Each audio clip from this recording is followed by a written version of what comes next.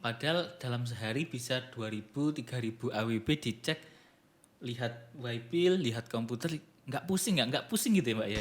Pusing sih enggak ya kalau nggak sakit. Paling ini loh Pak, ngeblur apa sih burem Pandangan ya? layarnya. Nah, sampai kayak lihat komputer itu berbayang. Nah, itu kayak gitu karena banyaknya yang dicek. Pagi-pagi itu sudah datang kadang jam 6, setengah 7, padahal masuknya setengah 9, itu sudah datang di kantor. Nah, kenapa sih kok seneng banget berangkat pagi-pagi itu Mbak? Yang jelas sih saya sih awalnya itu ya sebelum saya matok itu saya gampangnya adalah nggak pengen telat karena saya nggak suka kan kalau telat. Berarti ini selama di ngantor di JNT ini nggak pernah telat ya? Alhamdulillah ya nggak boleh Pak. Oh Soalnya iya ya.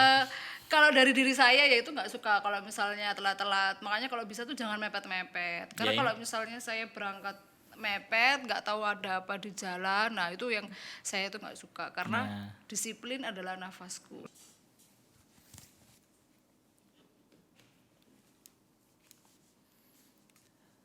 halo sahabat sekelas semuanya, kita ketemu lagi di Inspirasi Sekelas. Kisahmu, inspirasiku.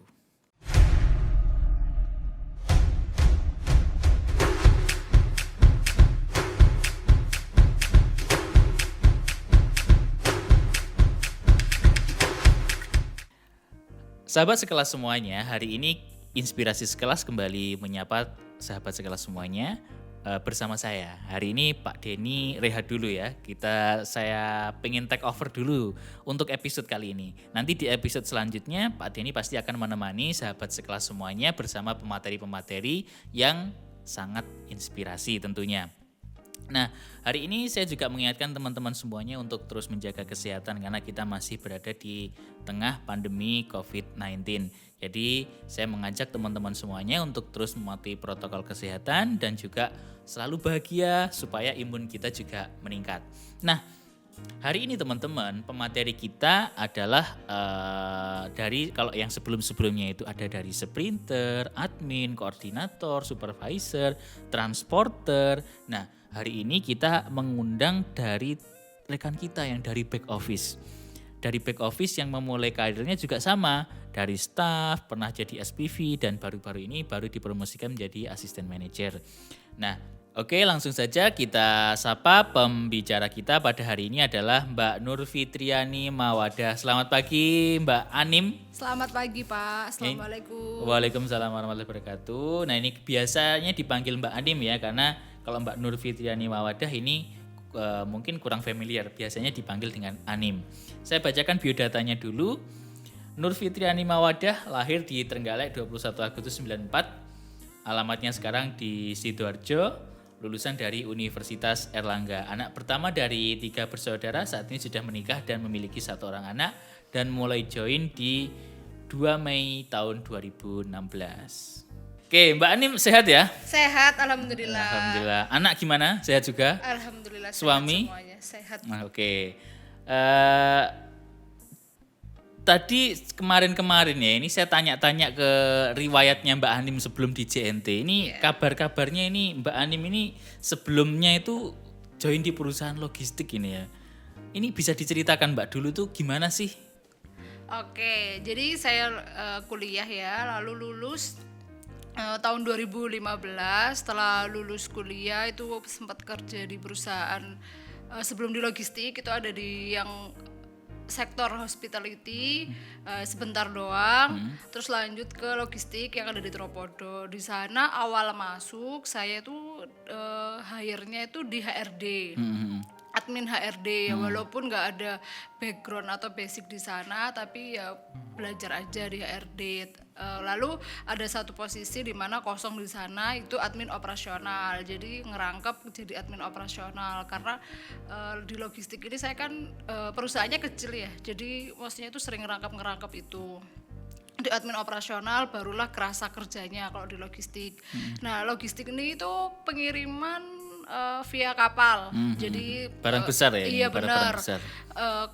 Pakai kapal, terus yang kayak kirim mobil, kirim kalau pindahan rumah, terus biasanya itu ke sport station, jadi kirimnya sepatu yang gede-gede tapi ke tempat tujuan-tujuan yang terpencil. Nah, dari sana belajar ngerti operasional itu seperti apa, follow up paket itu kemana-mana, jadi follow upnya ke vendor-vendor. Sebentar, berarti kalau di logistik itu posisinya apa?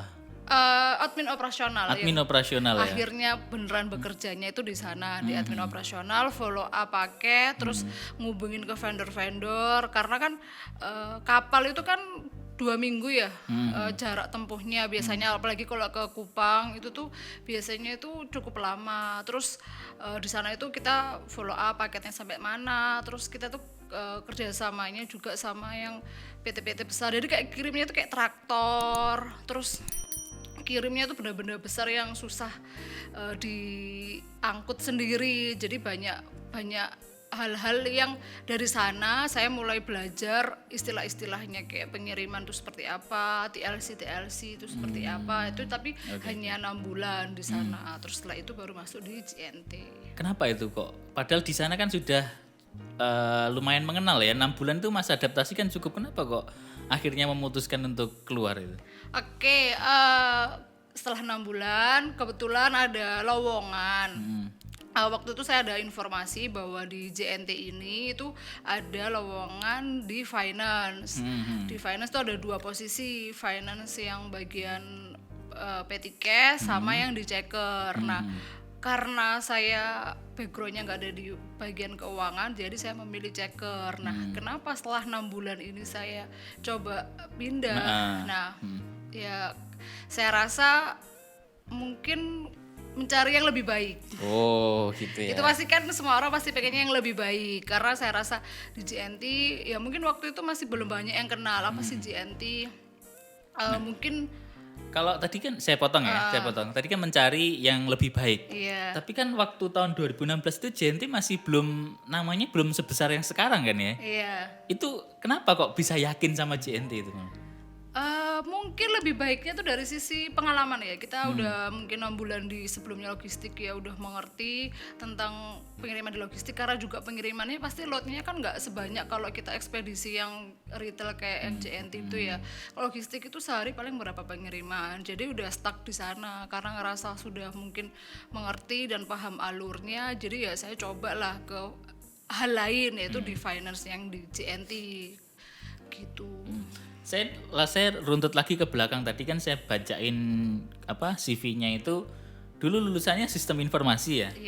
Nah itu gimana nih kok bisa nyasar ke logistik terus sekarang ke ekspedisi, itu ada kaitannya atau emang dulu waktu nyari kerja itu pokoknya ada peluang diambil gitu? Oke, sistem informasi itu kan basicnya itu di pemrograman. Kalau untuk saya sendiri kok kayaknya itu berat. Maksudnya itu di program itu benar-benar harus kehidupannya keras lah. Terus saya sendiri merasa belum maksimal waktu itu di pemrograman, tapi sebenarnya itu bisa untuk ke arah sana. Cuma mungkin peluangnya masih belum banyak waktu itu. Tapi karena apa yang ada di depan mata ya kita coba cari pengalaman di sana, dan ya saya lebih seneng juga apapun yang ada bisa belajar di sana, jadi nggak menutup untuk dia ke sistem informasi itu ya, makanya ke awal ke HRD, ke operasional, lalu ke finance kayak gitu sih. Ya ini juga mungkin banyak ya, dari nggak hanya Mbak Anim kok, hampir kebanyakan orang itu memang tidak sejalan dengan kuliahnya. Itu memang suatu hal yang wajar. Kalau saya baca artikel kemarin tuh mungkin orang yang sesuai dengan jurusan ketika berkuliah itu mungkin di antara populasi manusia itu hanya sekitar 5-10% orang. Selebihnya itu berbeda-beda. Bahkan ada yang dokter nanti kerjanya apa, itu masih banyak hal-hal yang seperti itu. Jadi bukan suatu hal yang aneh. Dan kalau sekarang pun di Indonesia kan belum ada sarjana ekspedisi ya. Jadi semuanya pasti akan belajar. Jadi mungkin bagi para staf BO yang masih baru dan masih belajar di sini, sama kok. Kita yang mungkin sudah lebih dulu dari teman-teman semua, ketika di awal itu pasti juga dari nol. Istilah-istilah ekspedisi pun kita juga baru mendengar itu ketika mungkin masuk di sini. Mungkin kalau Mbak Anim mengenalnya dulu waktu di logistik gitu ya. Mungkin sekarang dari logistik ke ekspedisi mungkin juga ada perbedaan, tapi kan nggak terlalu banyak juga gitu kan ya. Nah kalau masuk di JNT itu dulu masih di Jemur Sari ya? Iya, masih di Jemur Sari. Dan itu di bagian finance checker. Nah ini kan beda lagi sistem kerjanya. Itu gimana? Cerita awal-awal dulu adaptasinya itu gimana? Oke, saya masuk waktu itu finance checker, posisi masih ada 2 orang. 2 orang itu pegang ya yang di HQ itu ada 2 orang, tapi di area itu di Jember sama Malang itu juga ada checker areanya. Tapi pekerjaan mereka dikirim ke HQ, ke pusat, nanti yang di pusat ngecekin ulang. Nah, sebenarnya ya awal kerja itu saya nggak ngerti finance checker itu apa sih, ngapain aja, terus apa yang mau dicek itu kan AWB banyak ya waktu itu. Langsung kerja atau waktu itu dikasih pelatihan dulu atau gimana? Kalau pertama itu ya dijelasin dulu dari sistemnya kita yang di aplikasi itu kan, aplikasi apa aja yang mau kita pakai, menu-menu apa aja yang kita harus tarik, terus sistemnya kayak gimana. Tapi karena mungkin keterbatasan waktu dan keterbatasan orang, jadi kayak nggak bisa fokus buat ngajarin. Jadi dari awal ngerjain itu sama ngajarin plus ngerjain, learning by doing. Jadi Oh, ada checker yang senior. iya, ada checker senior waktu itu. Yang awal-awal itu kita dari aplikasi itu dari JTS langsung kita cek pakai AWB fisiknya, poin-poin mana aja yang perlu dicek. Nah, setelah itu baru kita pelan-pelan dilepas untuk pegang area. Kayak gitu sih. Oke, itu dulu di Jemur Sari awal-awal ketika berpindah pekerjaan itu pengen ke perusahaan yang lebih punya masa depan gitu ya waktu itu ya. Waktu itu seberapa yakin dengan JNT Express? Seberapa yakin? Mungkin karena dulu masih skalanya kecil ya kalau di JNT, apalagi kantornya itu bawah itu masih DP sub 01. Campur-campur ya? Iya, sub selatan. Lalu masuk waktu interview hari pertama itu sama manajer ya, itu masuk ke ruangan itu satu baris itu hanya ada 8 orang ya kalau nggak salah. Itu udah gabung semua divisi, terus masuk lagi ke ruangan kecil, baru di situ ada manajer dan lain sebagainya. Nah, jadi kayak kantor kecil, tapi harapannya atau seberapa yakin ya itu bisa besar itu sebenarnya ya yakin nggak yakin, tapi Soalnya kan tadi bilangnya pindah pekerjaan ini karena pengen yang iya, lebih baik gitu kan. Menurut awal-awal itu pernah nggak kepikiran, saya ini dapat tempat yang lebih baik atau sebenarnya tempat saya yang lama ini lebih baik gitu? Pernah nggak kepikiran itu? Pernah sih kepikiran kayak gitu, tapi ya yakin aja apa yang udah dipilih, udah pengen cari pengalaman baru lagi, ya yakin aja kalau ini yang akan lebih baik kayak gitu. Oke, tapi waktu-waktu awal dulu bekerja itu ngira nggak sih JNT bakal sebesar yang sekarang ini sebagai seorang yang ikut di back office sejak awal gitu ya?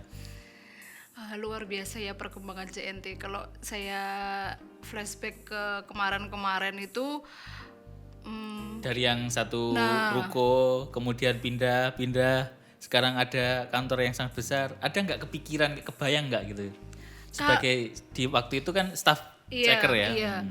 Kalau dulu ya Pak, kepikiran sih nggak sampai kepikiran sebesar ini dalam waktu sesingkat ini ya Pak.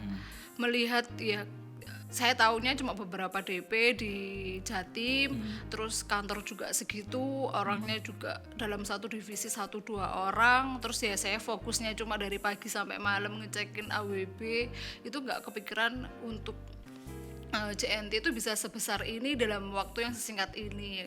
Saya udah pindah kantor berapa kali, 4 kali. Nah, karena kan kita udah dari pagi sampai malam ya, kalau di Jaker itu udah sibuk ngerjain AWB, jadi kayak kepikiran hal-hal lainnya itu masih sangat kurang. Nah, tiba-tiba pindah kantor, alhamdulillah kita pindah kantor ke RMI Di 29. Iya, di 29. Awalnya yang di Jemur Sari ini kan orangnya masih dikit. Iya. Pindah di 29 itu kayak wow, luas banget. Udah wow waktu itu ya, udah wow.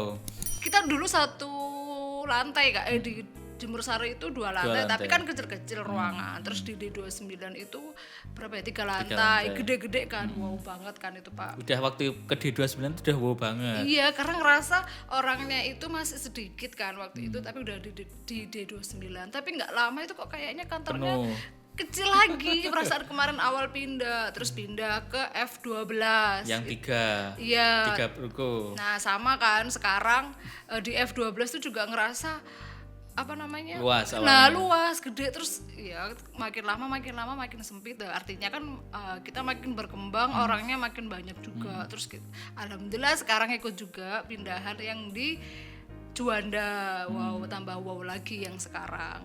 Ya artinya nggak menyesal dong memilih JNT daripada perusahaan yang dulu. Intinya pilihan yang tepat gitu ya. Alhamdulillahnya seperti itu pilihannya dan memang lebih baik. Oke, gitu. Kita ngomong ke divisinya Mbak Anim ya. Iya. Ini kan yang dipegang dari awal ya. Memang dari awal itu adalah finance checker. Di sini adalah pengecekan waybill yang sudah istilahnya sudah dalam proses pengiriman gitu kan, yang sudah diinput oleh admin.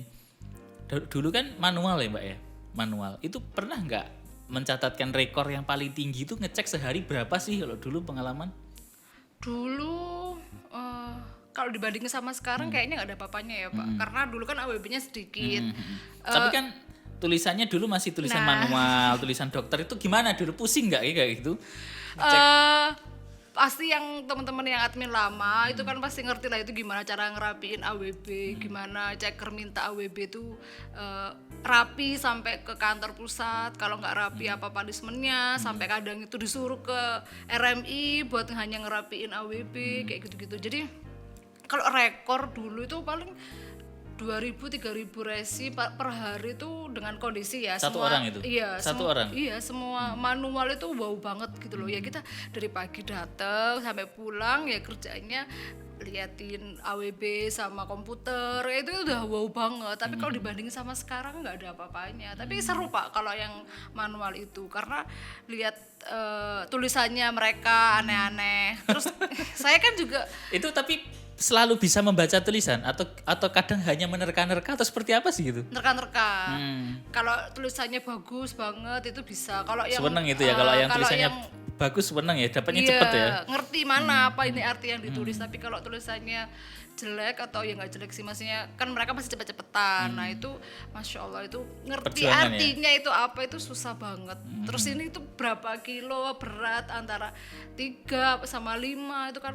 Oh tulisannya ya. Nah itu kan mereka nulisnya ngawur-ngawur gitu kan kolom-kolomnya. Apalagi kan saya ikut dari yang AWB yang versi pertama sampai banyak perubahan-perubahan gitu kan. Awal dulu total biaya ada di yang paling bawah, terus nanti Berpindah ke samping. versinya atas bawah, terus kolomnya ada yang pindah-pindah, sedangkan kan harus bener-bener kayak ngecekin per kolom-kolom itu tuh apa. Tapi serunya itu Pak, kalau yang AWB manual itu kita bisa tahu kalau ada yang aneh-aneh. Oh gitu. Nah, ini apa namanya yang menjadi mungkin banyak para admin atau mungkin orang-orang drop point itu heran gitu loh. Kadang hal kecil yang mungkin orang itu nggak nyadar, tapi ketika diceker kok bisa nyadar tuh, padahal ngecek ribuan AWB itu gimana ya itu ya? Cara mengajarkan ketelitiannya itu loh gimana itu?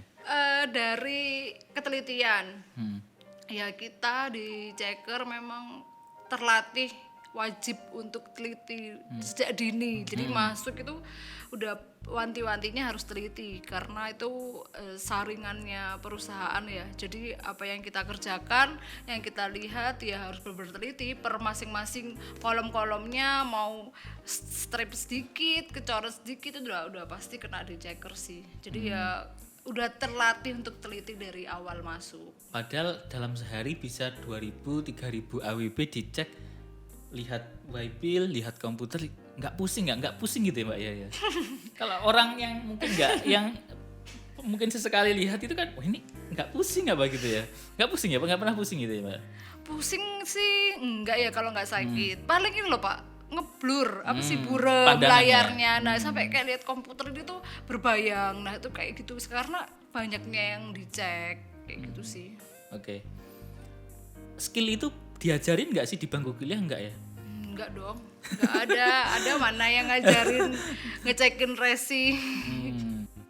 Kalau sekarang kan AWB-nya sudah tidak manual seperti dulu ya. Ada perbedaan nggak dari cara kerjanya itu?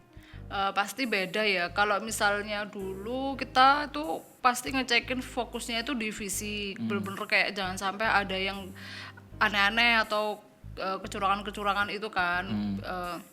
fokusnya di fisik karena ada yang kita lihat, tapi sekarang semuanya pakai elektrik, jadinya kita nggak ngecekin manual tapi kita ngecekinnya by system. Otomatis banyak yang diubah cara pengecekannya, apalagi poin-poin yang harus kita cek yang sekiranya itu dari DP itu ada yang mungkin nggak sesuai sama SOP, terus yang peraturan-peraturan yang ada itu kan banyak. Nah, jadi harus ngikutin sama peraturan-peraturan itu. Nah, kalau ditanyain masalah skill kuliah, nah itulah baru kepake karena kita fokusnya di Excel.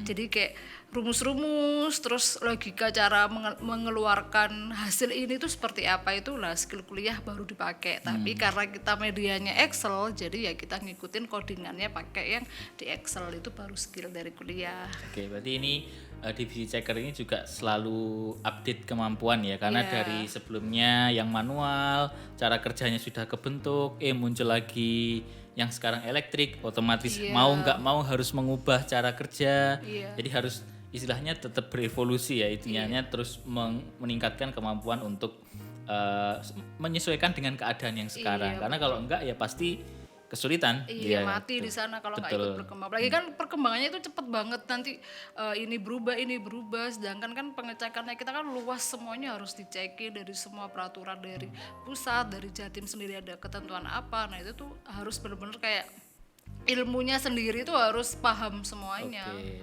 Ya harus sesuai dengan tagline ya, express your online business ya. Oke. Saya tuh sering lihat ya, Mbak Anim ini kalau datang itu paling pagi. Dulu kan saya masih yang di D29 itu juga sering lihat sudah di kantor itu pagi-pagi. Yang waktu yang di F14 sama halnya. Pagi-pagi itu sudah datang kadang jam 6, setengah 7. Padahal masuknya setengah 9 itu sudah datang di kantor. Nah, kenapa sih kok seneng banget berangkat pagi-pagi itu, Mbak? Berangkat pagi ya, rumah saya jauh biar nggak telat, itu sih yang utama. Enggak, tapi kan kalau berangkatnya sampai sini sekitar jam 6, setengah 7 itu berangkat dari rumah itu jam berapa? Dari Sidoarjo kan berarti? Iya, dari Sidoarjo. Jam berapa? Berarti bisa jam 6 itu udah lepas dari rumah ya kayaknya? Iya, jam 6. Kalau misalnya setengah 9, kalau saya sih ya matokin ini itu kalau bisa jam 7 itu udah sampai kantor. Jadi mungkin jam 6 itu udah berangkat, terus berarti kan siap-siapnya harus lebih pagi. Jadi luar biasa loh tapi ini ya, jam masuk setengah 9, targetnya jam 7 paling enggak itu sudah di kantor gitu ya. Nah, kenapa itu? Karena apa ya, biar startnya itu udah langsung dari awal gitu loh, curi start duluan. Kalau misalnya orang lari itu ya pagi itu udah yang paling enak, fresh, terus sudah sampai kantor. Kalau misalnya kita sampai kantor itu kan nggak bisa langsung kerja ya, kadang ada apa aja yang masih dikerjain. Tapi kalau kita datangnya lebih Cewek awal, ya, mungkin make up dulu atau apa gitu ya? nggak pernah. Oh enggak ya. Jadi start duluan itu dari pagi. Jadi jam 7 itu udah mempersiapkan apa yang mau dikerjakan hari ini. Jadi setengah 9 ketika semuanya sudah masuk, udah datang kerja itu saya udah start duluan. Saya udah banyak pekerjaan yang sudah saya selesaikan pagi. Yang jelas sih saya sih awalnya itu ya sebelum saya matok itu saya gampangnya adalah nggak pengen telat karena saya nggak suka kan kalau telat. Berarti ini selama di ngantor di JNT ini nggak pernah telat ya? Alhamdulillah ya, nggak boleh Pak. Soalnya kalau dari diri saya ya itu nggak suka kalau misalnya telat-telat. Makanya kalau bisa tuh jangan mepet-mepet. Karena kalau misalnya saya berangkat mepet, nggak tahu ada apa di jalan, nah itu yang saya tuh nggak suka. Karena disiplin adalah nafasku. Wah, luar biasa ya. Ini menjadi salah satu kutipan ya, ini jadi quotes-nya ya dari Mbak Anim yang mungkin kita dari karyawan back office atau karyawan drop point ini bisa kita ambil. Artinya apa? Harus ada spare waktu. Jangan kok kadang itu orang yang misalnya masuknya setengah 9 dipres jam 8 berangkat. Jarak tempuhnya jauh. Ternyata ada macet, akhirnya telat ya kan? Telat. Kemudian mungkin kita kan nggak tahu ya di perjalanan mungkin ban bocor atau apa. Kita kan nggak pernah tahu, antisipasi. Daripada telat mending lebih pagi lebih enak gitu, santai gitu Mbak ya. Tapi kalau Mbak Anim ini memang memulai kerjanya juga lebih awal. Dan saya juga sering pulang juga apa namanya itu nggak hitung-hitungan gitu loh. Kadang pulangnya malam, berangkat pagi, kayak gitu nggak ada beban sama sekali ya. Kalau keluarga gimana? Ada protes nggak kayak gitu dulu? Wow. Sebelum nikah ya, ini kan nikahnya baru setahun ke belakang ya. Iya. Ya sebelumnya ini kan masih single itu enak. Kalau sudah berkeluarga itu gimana dulu gitu? Alhamdulillah ya Pak, saya itu ada di keluarga yang tidak membatasi saya itu harus kerja di mana, terus harus kerja yang pulang jam 5, pulang jam 5, terus kayak diprotes kenapa sering lembur. Alhamdulillah itu selalu diizinkan, selalu dikasih kesempatan kamu mau berkembang seperti apa, jadi nggak pernah yang kayak dilarang-larang. Kadang itu kan ada ya, apalagi kan saya cewek, jadi kadang itu ada yang kamu kerja pulang malam terus cewek pula kan kalau di jalan itu takutnya kenapa-kenapa, khawatir. Tapi alhamdulillah orang tua saya itu punya kekhawatirannya itu nggak diperlihatkan. Artinya itu sudah terlatih itu seperti itu. Karena saya sendiri kalau misalnya ya mau mengeluh ke orang tua itu juga malu Pak. Jadi mungkin ya teman-teman kalau dulu tuh kuliah saya ikut menwa ya kalau yang kuliahnya. Oh, ini militer ya. Nah, jadi dulu Resimen saya ikut mahasiswa. Resimen mahasiswa. Saya alhamdulillah dapat kesempatan ikut pelatihan di nasional, mewakili dari kampus saya. Sebenarnya saya tuh udah nggak mau berangkat karena saya tuh ketika pelatihan di kampus itu saya sendiri tuh ngerasa udah kayak nggak kuat karena keras banget. Terus dikirimlah ke nasional, tapi saya tuh ngadu ke orang tua. Saya nggak mau kalau misalnya saya ikut ke nasional nanti saya disiksa. Orang tua saya tuh jawabnya kan disiksa nggak sampai mati. Jadi kayak ya kamu tuh akan melalui itu tapi kan nggak akan sampai ke yang hal-hal yang tidak diinginkan gitu loh. Jadi kayak misalnya saya lembur tiap malam terus sering pulang malam itu orang tua saya ya alhamdulillahnya sih oke-oke aja. Bukan berarti nggak dikhawatirin ya, tapi dengan caranya yang berbeda. Dari situlah terbentuk satu mental yang ya saya bisa kuat seperti ini, terus sering pulang malam, berangkat pagi, tapi dengan berbagai macam kondisi yang selalu siap siaga karena memang kan rumah jarak tempuhnya juga jauh. Jadi kalau mau pulang malam pun ya pasti di jalannya juga lama. Tapi saya ada cerita lucu. Gimana? Nggak lucu sih ya Pak. Gimana? Jadi dulu tuh waktu di kantor RMI D29 saya sempat itu pulang sampai jam 12 malam itu saya belum pulang. Karena waktu itu masih nunggu AWB. Back office ya ini ya. Kita ngomong back office jam 12 malam ini sudah sangat larut gitu ya. Wah, waktu itu saya tuh belum pulang karena nunggu AWB dari Kediri kalau nggak salah karena dia belum kirim sedangkan kita harus closing karena JTS harus di lock. Nah, jam 12 saya belum pulang. Sendiri? Ada atasan, ada CRNA, sama waktu itu ada senior checker.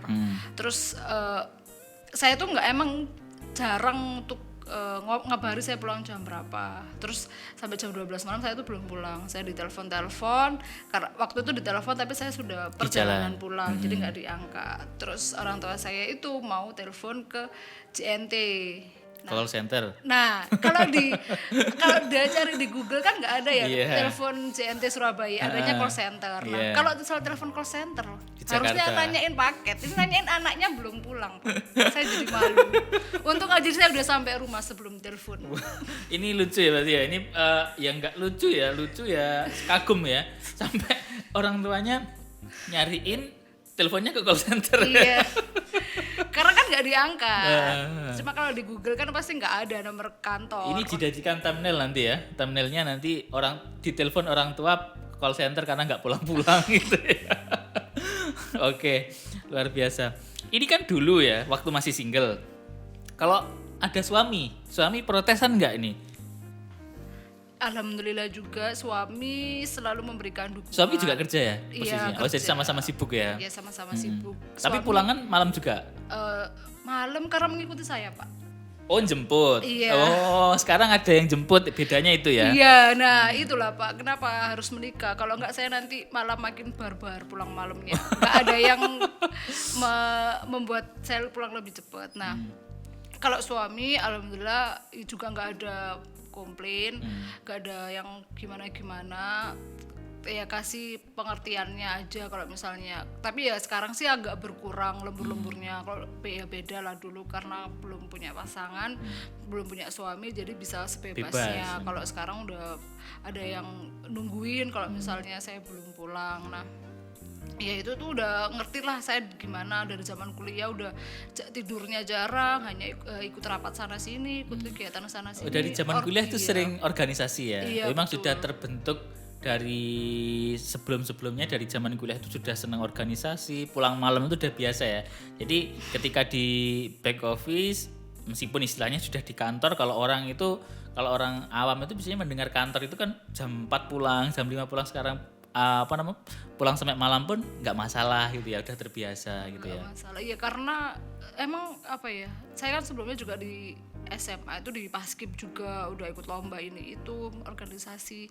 Tapi sebenarnya lembur di sini tuh jangan diartikan yang kayak lembur tapi nggak ngapa-ngapain ya. Jangan beranggapan bahwa lembur itu hal yang lumrah. Sebenarnya saya sendiri pun juga harus memperbaiki kerja saya. Kenapa kok sering lembur ya? Tapi mungkin kalau dulu karena kan load pekerjaan itu banyak, terus orangnya juga sedikit dulu karena belum terbentuk bagian ini itu, jadi kadang masih Karena serabutan. masih perusahaan baru ya. Betul, jadi kayak masih serabutan ini itu. Kalau sekarang kan lebih terstruktur ya Mbak Iya, ya. jadi udah fokus ke satu-satunya itu harusnya sih. Sehingga lebih bisa mengestimasi dan mengefisiensikan waktu gitu ya. Gitu. Oke.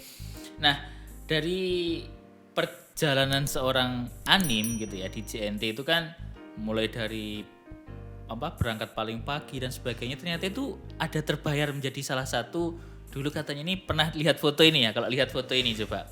Nah, lihat foto ini ya, di foto ini apa ini, bisa diceritakan nggak dulu ini apa nih?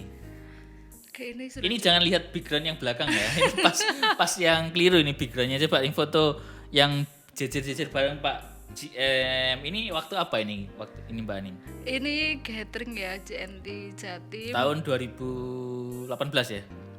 18. Iya, 18. 19 kan terakhir. Iya, 2018. Iya betul, 2012. Berarti kan saya udah 2 tahun ya bergabung di JNT. Nah biasa kan kalau kita ada gathering Karyawan. tahunan untuk ya mengapresiasi seperti ini, dan Ini dulu jadi apa ini? jar jacker. Apa ini? Apa? Best Best apa ya? Best Employee Ya, of the best- Year dari Checker ya? Finance staff. Finance staff ya? Jadi all finance nggak di Checker, dan ya gak menyangka aja ada di panggung itu bersama orang-orang keren yang lainnya yang di bidangnya masing-masing. Ada Pak Denny sama Pak David juga. Jadi ya nggak menyangka kerja kerasnya, alhamdulillah ada hasilnya. Oke, dan juga Mbak Anim ini karirnya juga cukup naik-naik terus ya, dari staff kemudian ke SPV, dan terbaru ini baru saja jadi asisten manajer. Selamat ya Mbak ya. Alhamdulillah, Oke, terima kasih. Ya. Soal loyalitas sudah tidak perlu dilakukan lagi. Tadi sudah kita ngomong sampai orang tua nyariin telepon call center. Tapi saat ini kan sudah berkeluarga. Nah, gimana sih cara mensiasati waktu, membagi waktu antara pekerjaan yang apalagi sekarang semakin naik, berarti kan tanggung jawab juga semakin besar. Membagi waktu, apalagi sekarang sudah ada buah hati, ada suami juga, belum lagi pasti orang tua juga harus dikasih waktu kan, dibagi-bagi waktunya. Itu gimana cara mensiasatinya? Kalau waktu, kalau misalnya kita kan ada waktu untuk benar-benar fokus ke keluarga itu ya di hari Minggu ya. Kalau sekarang kita aja kerja Senin sampai Sabtu, udah pulangnya mungkin jam 6 atau jam 7 karena kan jarak tempuh juga cukup Iya. jauh. Jadi ya kalau hari weekdays itu pasti terbatas untuk waktunya, tapi ya fullnya di hari Minggu. Nah ya sebisa mungkin di hari itu kita kasih waktu kita untuk mereka. Jadi walaupun Senin sampai Sabtu kita sudah sibuk dengan pekerjaan, tapi ya dengan anak, apalagi kan sekarang anak udah cukup Bisa berajak main ya. iya, udah ngerti siapa orang Protes nggak? tuanya. Protes nggak? Nggak protes, protesnya itu caranya adalah nggak mau ditinggal Pak. Jadi Ketika mau berangkat gitu rewel gitu ya. jadi ada kegalauan, terus ada perbedaan. Ketika sudah ada mamanya di rumah, nggak mau diajak sama yang lainnya, maunya sama si mamanya sama orang tuanya. Jadi udah ngerti. Tapi kalau pulang kerja si kecil sudah tidur belum? Kalau biasanya sih belum Pak. Jadi nah itu Main dulu ya? Iya, yang kadang senengnya itu ditungguin. Jadi main dulu, terus mau tidurnya kalau udah sama mamanya. Paling kalau udah tidur tapi nggak lama udah bangun duluan. Tapi kalau udah sama mamanya ya baru dia mau tidur yang nyenyak. Kalau ditinggal kerja yang rawat siapa? Orang Orang tua ya, oke. Nah, suka dukanya menjadi wanita karir itu apa sih sebenarnya? Ini kan banyak ya istilahnya, apalagi di divisinya Mbak Anim ini ya. Nanti mungkin kan banyak juga yang masih single. Nanti kan mungkin kalau saya nikah nanti gimana ya? Ternyata juga bisa kan ya istilahnya, meskipun sudah menikah tetap berkarir gitu. Gimana sih suka dukanya apa sih? suka dukanya Sukanya pasti saya tahu, bisa bantuin suami. Pertama itu kan ya kan. Ini pasti kan ya. Oke. bagian apa Pak? Ya pasti ya, semua orang kan tahu gitu kan ya. Gimana selanjutnya? Kalau sukanya, karena kan pasti setiap wanita itu pasti punya passionnya masing-masing ya. Ada yang passionnya pengen jadi ibu rumah tangga, ada yang passionnya mungkin punya hal lainnya yang pengen cita-cita yang dikejar. Jadinya ya memilih untuk menjadi wanita karir. Nah, kalau di saya ya ini dari pengalaman saya. Karena memang orangnya kan nggak bisa diem, maksudnya itu pengen suka terlibat dalam satu hal apapun itu. Nah itu tuh dengan passion yang ada, kalau misalnya stuck atau pengen atau di rumah itu pasti akan mati gitu loh Pak, bosen atau gimana. Nah sukanya ya alhamdulillah bisa memberikan penghasilan, terus skill atau ilmu saya juga bertambah, nambah nilai juga dari sayanya. Sukanya bisa seperti itu, dan juga insya Allah bisa berjalan dua-duanya. Iya. Keluarga insya Allah oke, karir juga semoga terus meningkat. Jalan gitu. Nah, itu sukanya. Jadi ada nilai plusnya lah dari saya. Tapi kalau dukanya adalah ya banyak waktu akhirnya yang tersita, yang mungkin bisa Harus pinter-pinter bagi gitu iya, ya. bisa fokus sama anak, jadinya harus terpisah. Terus kadang ya kalau misalnya anak lagi rewel atau anak lagi pengen sama kita tapi kitanya lagi ada pekerjaan, nah itu kan kita kadang bingung atau galau seperti apa. Tapi ya pasti semua orang atau semua wanita pasti punya caranya sendirilah, dan pasti ngerti apa yang terbaik untuk keluarga sama untuk dirinya. Oke, Mbak Nim. Menarik ya ceritanya ya. Ketika ngobrol sama ibu-ibu tuh beda gitu ya. Oke. Kan keseharian seorang checker itu bisa dibilang cukup ya sudah rutinitas ya gitu ya. Apa yang dikerjakan itu ya itu terus. Pernah nggak sih itu dalam benak itu merasa bosen dengan rutinitas keseharian di waktu kerja itu, pernah nggak? Oke, merasa bosen dalam pekerjaan. Iya, pasti semua orang yang bekerja pasti ada titik rendahnya lah. Bosen, lalu lelah, terus kayak pengen nggak lanjut ya, kayak gitu kan. Pengen resign gitu ya. Pernah ya ngalamin situasi itu ya? Jawaban jujur atau gimana Ya nih, Pak? jujur, harus jujur lah. Kalau kepikiran resign tuh ya pasti ada lah, pernah ada satu titik yang kayak kenapa, apalagi yang zaman-zaman dulu kayak setiap hari pulang malam ngerjain AWB kayak gitu terus, kayak nggak ada hal lain nih yang bisa saya dapatkan lagi. Itu mungkin pasti pernah.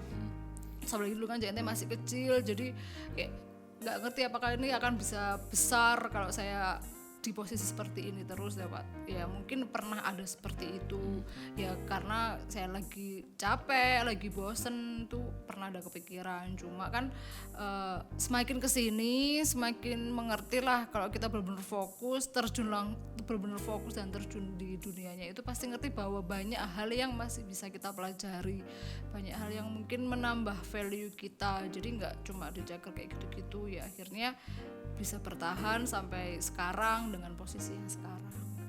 Oke. Kalau waktu itu untuk intinya ketika kita sudah merasa lelah, merasa bosen, itu kita harus ingat lagi tujuan awal kita kesini itu untuk apa. Kemudian kalau bosen dengan rutinitas dan sebagainya, kita harus juga ingat ya Mbak, misalnya saat ini mungkin banyak orang yang mendambakan di posisi yang sekarang kita tempati. Artinya cara paling mudah untuk kita ketika kita bosen, kita mulai capek itu adalah mensyukuri dan mengingat kembali tujuan kita itu kerja untuk apa gitu. Oke. Kalau saya tanya ini, motivasi terbesar dari Mbak Anim dalam bekerja itu sebenarnya apa sih?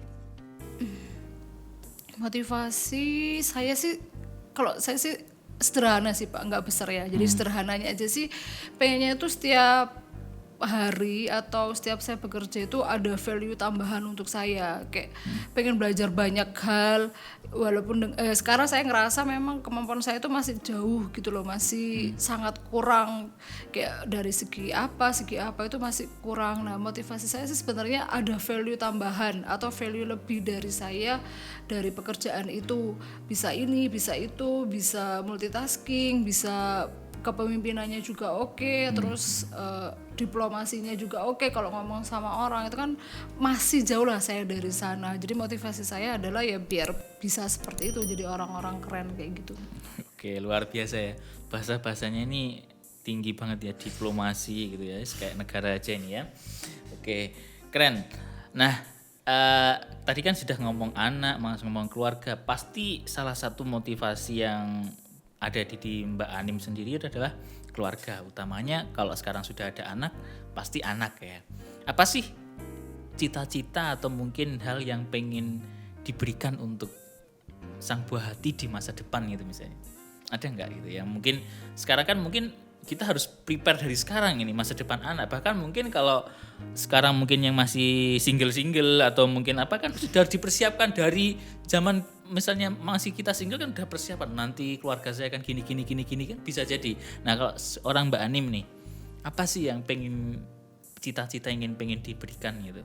Pastinya saya pengen anak saya pas hidupnya lebih baik ya dari saya, dari segi apapun, dari pendidikan, terus dari ilmu-ilmunya, dari agamanya dan lain sebagainya, pengennya yang lebih baik. Makanya saya juga dari sekarang dari orang tuanya harus belajar lebih baik lagi kan, berarti karena orang tua itu kan pendidikan pertama untuk anak. Anak mau seperti apa ya dari orang tuanya. Harapannya adalah karena anak saya perempuan ya bisa jauh lebih hebat dari saya, karena kan sebenarnya saya tuh perempuan yang ya ambisinya ya cukup besar. Nah, harapannya bisa jauh lebih hebat, lebih baik lagi dari saya, lebih tangguh lagi dari saya, mentalnya dan lain sebagainya. Oke. Nah, ketika di JNT pasti punya yang namanya sosok mentor ya, sosok yang mungkin menginspirasi gitu ya. Kalau lihat dari foto ini kan salah satu orang yang bisa dibilang itu sangat dekat dengan Mbak Anim gitu ya, atasan langsung juga gitu ya. Kalau dari lihat foto ini, apa yang bisa Mbak Anim deskripsikan atau teladani dari beliau? Wow, luar biasa sekali ya. Dari awal ini ketemunya Cik Erna ya? Iya, dari awal interview langsung dengan Cik Erna, terus ceker dipegang langsung sama Cik Erna. Berarti udah 5 tahun lah ya saya kenal ya, atau berpartner gitu ya? Iya, berpartner dengan Cik Erna. Memang pasti semua orang tuh kagum ya sama sosok Cik Erna. Udah pasti parutan banyak orang, kepemimpinannya, pedulinya dengan karyawan, terus dengan hal-hal kecil, detail, sampai benar-benar ikut bantu karyawannya. Kalau misalnya kan kalau di Ceker itu kita harus bertanggung jawab dengan AWB yang segitu banyak ya Pak. Nah, itu benar-benar dari Cerna itu juga bantu buat ngerapiin. Kalau misalnya kita pindah kantor otomatis kan AWB itu harus dipindah. Nah, itu sampai dengan posisinya, dengan jabatannya, tapi mau ikut bantu sampai ke bawah. Low profile gitu ya? Iya, benar-benar nggak menganggap bahwa saya atasan, kamu bawahan yang harus hormat sama saya, tapi bisa memposisikan dirinya itu dengan baik. Terus benar-benar kasih kesempatan ke anak-anaknya, ke karyawan-karyawannya, kasih jalan, kasih ilmu juga dengan kapasitas dengan CRNA yang luar biasa, dengan pastikan kesibukannya tapi masih bisa ada waktu untuk mendengarkan keluh kesah anak-anaknya, mau dekat dengan karyawan-karyawannya, mengerti permasalahan di karyawan-karyawannya. Itu luar biasa sih. Pasti semua orang pengen kayak CRNA dengan gitu ya. yang semudah itu, tapi dengan luar biasanya bisa memimpin kami dengan sangat baik. Jika saat ini saya sebutnya Mbak Erna lihat podcast ini ya, pasti lihat lah ya, nanti di mention ya sama Mbak Anim ya. Apa yang ingin disampaikan ke Cik Erna? Lihat kamera. Iya boleh. Halo Cik Erna, apa kabar? Alhamdulillah sampai saat ini 5 tahun saya bertemu dengan sosok manajer yang luar biasa. Terima kasih untuk 5 tahun ini yang Cik Erna berikan kepada kami sebagai anaknya, timnya Cik Erna. Benar-benar pengalaman yang banyak, pengalaman yang berharga, pembelajaran yang banyak. Semoga kami yang ada di anak-anaknya Cik Erna ini bisa terus memberikan yang terbaik dan bisa membuat hasil yang maksimal setiap harinya dan gak mengecewakan Cik Erna. Oke, selanjutnya satu lagi. Ini kan pasti nanti suami, keluarga, ini kan nonton ini ya. Apa nih yang mau disampaikan ini ke keluarga? Silakan. Terima kasih yang pasti untuk pendidikannya ya. Kalau dari orang tua pasti didikannya membuat saya sampai saat ini, dan mohon maaf kalau sampai saat ini masih belum bisa membanggakan orang tua. Dan untuk suami juga, kalau waktunya masih banyak tersita, bahkan kalau mungkin di rumah masih sering kita ngerjain kerjaan, tapi ya alhamdulillah terima kasih untuk segala pengertiannya, selalu memberikan support kepada istrinya yang pengen maksimal di pekerjaannya. Sehat terus untuk orang tua saya dan suami saya, kita semua insya Allah berkah lah. Ke anak belum? Oh iya, anak saya nggak bisa. Iya didoain aja apa ya. Saya terus doakan ya, doakan. Mama pasti akan memberikan yang terbaik untuk anak, untuk Aili. Nah, semoga berkah lah untuk kita semua, untuk keluarga kita. Semoga karir saya juga semakin baik. Terima kasih. Ya. Ada satu lagi Mbak Anim tadi yang kelewatan. Ini admin Drop Point. Ini barangkali ada yang mau disampaikan ke admin Drop Point, kan biasanya sering mention ini kan timnya Mbak Anim atau Mbak Anim sendiri, silakan. Oke. Nah ini sih seharusnya Ceker ini tertutup ya, harus anonimus, nggak kelihatan. Gitu ya. Karena yang sering cari-cari nih, cari-cari kesalahan admin, terus ketemu apa bukan mencari salahnya. kesalahan sih, tapi meluruskan gitu ya. Cari salah CNT. biar benar. Nah, ngerti betul. apa salah dan evaluasi biar jadi benar. Nah, harapannya ya untuk admin-admin yang sering saya mention atau yang sering berhadapan sama saya. Itu karena sayang ya, tim Ceker itu sayang sama admin kan? Iya dong, sayang ya dan peduli. Ini SOP-nya itu seperti ini, kenapa kok masih ada yang nggak sesuai? Nah itu kan kita pasti pengennya yang lebih baik, biar admin itu juga ngikutin sama SOP. Karena kita pun juga bekerja berdasarkan SOP itu. Jadi ya kenapa mention, kenapa cari-cari? Nah seperti itu. Nggak ada dislike nggak ada ya, nggak kita ada gitu semuanya ya. Karena sayang lah sama admin. Jangan sampai sering salah, terus nanti kalau misalnya nggak cocok atau nggak susah sama SOP kan nanti kena di tempat yang lainnya. Oke, intinya dari timnya Mbak Anim juga kerjanya by SOP gitu kan ya. Iya. Luar biasa sekali perbincangan kita pada hari ini Mbak, bersama dengan Mbak Anim.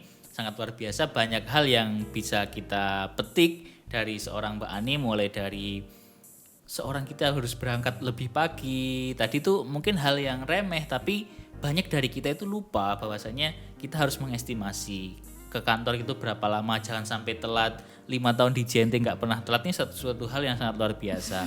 Kemudian juga kerja nggak hitung-hitungan ya, balik lagi hampir semua bintang tamu yang kita undang di sini itu pasti semuanya orang-orang yang bisa kita disebut di JNT itu sukses itu kebanyakan adalah orang-orang yang nggak hitung-hitungan dengan waktu.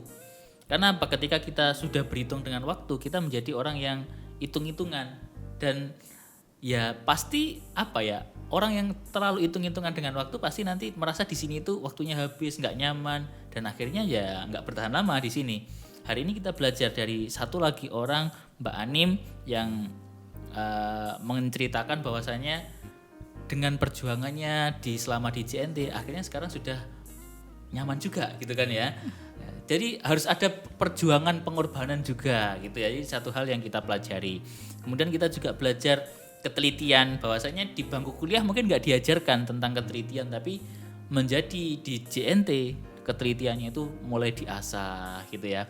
Dan juga menjadi perempuan yang istilahnya pinter dalam membagi waktu antara keluarga, membagi waktu untuk pekerjaan, juga untuk anak, membagi waktunya itu sangat luar biasa sekali. Hari ini kita melihat langsung sosok yang sangat menginspirasi, bahwasanya apalagi yang masih single-single, masa mau kalah dengan ibu-ibu gitu ya.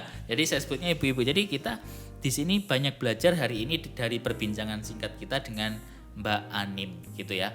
Oke, hari ini kita juga ada kenang-kenangan ini Mbak Anim dari tim Sahabat Sekelas. Ini ada satu plakat narasumber, bisa diterima ya.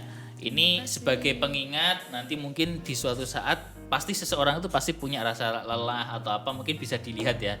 Pernah menginspirasi untuk teman-teman semuanya, sahabat sekelas semuanya. Jadi kalau mungkin Mbak Anim lagi down atau lagi apa, bisa dilihat, oh saya pernah jadi narasumber memotivasi orang lain, jadi saya juga harus terus semangat, ini ya gitu ya. Dan juga satu lagi nih, ada kenang-kenangan dari JNT Express Jawa Timur. Ini satu hadiah buat Mbak Anim di awal tahun ya. Alhamdulillah. Pasti resolusi di tahun 2021 semakin baik ya Mbak Anim ya. Semoga kita semuanya sehat terus, tetap semangat, JNT semakin berkembang dan juga semua tim ya, tidak ada yang tidak penting. Dari orang lapangan, sprinter, admin semuanya, koordinator, transporter, processing ya. Ini semuanya ini penting, termasuk tim back office. Jadi kita ada yang di garda terdepan, kita juga ada yang tim support gitu ya Mbak Anim ya. Oke, terima kasih Mbak Anim, ceritanya sangat menginspirasi sekali. Terima kasih juga atas kehadirannya. Sehat-sehat Mbak Anim ya, selalu semangat. Terima kasih juga sahabat sekelas sudah menyimak perbincangan kita hari ini bersama Mbak Anim. Banyak hal yang bisa kita petik dari perbincangan kita pada hari ini. Jangan lupa yang belum subscribe, di subscribe, kemudian tekan tombol lonceng, share dan juga komen jika ada, biar teman-teman di sekeliling kita juga ikut terinspirasi. Terima kasih dan sampai jumpa.